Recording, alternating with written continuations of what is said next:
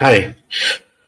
So today we start with chapter 4, which is about, now these topics which we are studying are projecting the social and political life. So do not consider it as a science. Consider it as just think through what it is talking about.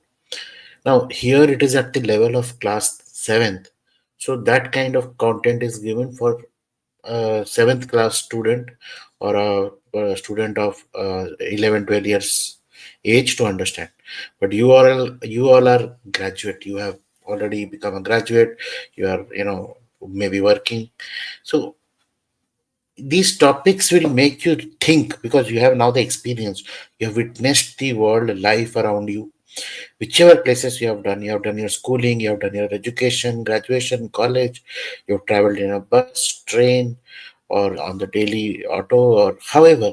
So you are exposed to the life around you, which is in your place or in your thing.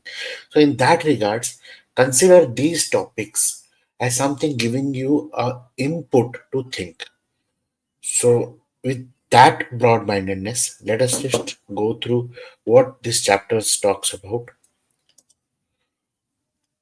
So, here the chapter is speaking about uh, growing up as boys and girls. Now, they have in the chapter beautifully they have explained how in Samoa uh, the children grow up and how in 1960s Madhya Pradesh how boys and girls in the growing years how they grew up. So the kind of uh, mindset with which boys and girls are treated is shown in these two different cultures, in these two different societies. There is a passage which talks about value of mother's work. Is a homemaker or a housewife mother, does she work or not? What exactly? So they have given a case study. So valuing the housework. Similarly, people or worker who help in the domestic work, they're called domestic workers. There is a scenario they speak about it. See, there is nothing bad or feeling. You see all this thing around you, and as a human, as a citizen of this country, you should be aware about. So here they talk about women's work and equality. What is promised in the constitution? Is that a reality? What is there in the current provision of government? They have given an example of Anganwadi. They also, try to give you a thought on man and a boy or a girl, how they have grown up and how work is considered or divided among them.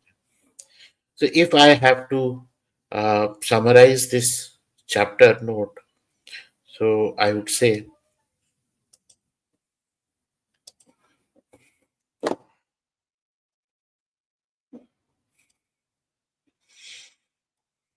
that the chapter basically talks about gender and identity. Being a boy or a girl is an important aspect of one's identity. Societal norms shape acceptable behavior for boys and girls. These roles prepare boys and girls for different adult responsibilities. Now, the chapter also talks about gender roles across societies. Gender expectations vary across societies and historical contexts. Boys and girls are often valued and treated differently, reflecting systematic inequalities. Now, impact of societal expectation, gender roles affect career choice, subject preference, and societal status. Women's work is often undervalued compared to men's work. So here the case study of Samoa and case study of MP in 1960 is presented. Then valuing housework and gender inequality. Misconception about housework. Housework typically done by women is not considered real work.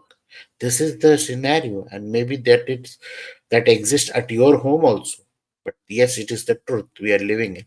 Women are assumed to naturally handle caregiving and domestic responsibilities. This is the mindset of a typical society in this country. Double burden of women. Women often manage both housework and paid work. They work longer hours than men but enjoy less leisure time.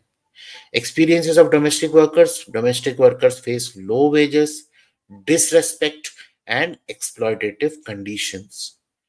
Tasks such as cooking, cleaning, and caregiving are physically very demanding. Some concept they have mentioned in the chapter: gender roles in childhood, like in we can consider toys, cars for boys, dolls for girls, subtly reinforce future roles.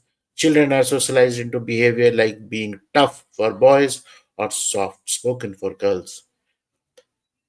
And there is a mention of participation of girls in public spaces at night.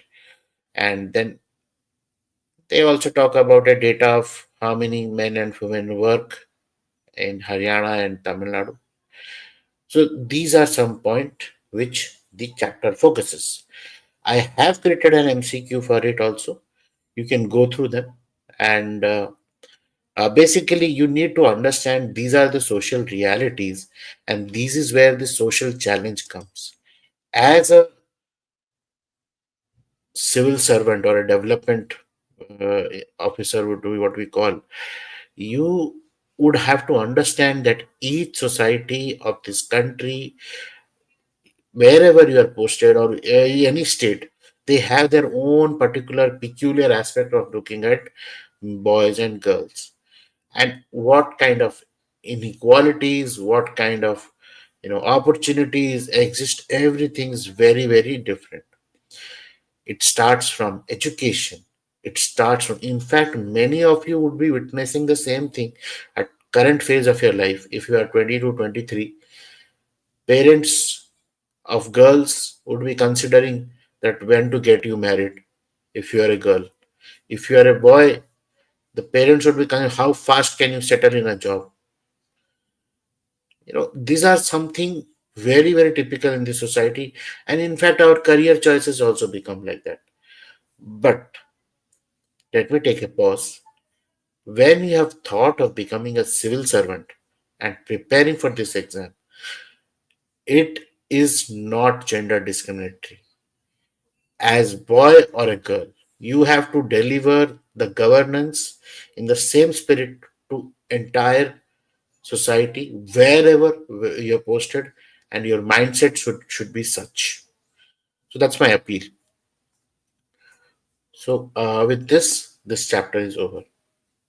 If you have any doubts, any study related doubts, kindly, I would urge you send me over WhatsApp or you send me over their doubt sheet, however, so that in the doubt clearing session, you know, every second Tuesday, I'm able to talk about it. Secondly, if you want to have one on one with me, do let me know, because you the whole thing is giving you this emails to study is also to know what is your level of preparation.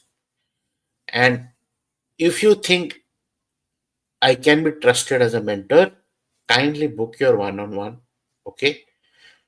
And you will be able to schedule a 45-minute session with me. And this will help you to track your own progress. Because if I'm able to know you, I'm also able to understand where are the challenges coming from. The faster we get away from your challenges, the better is your preparation. All the best. Thank you.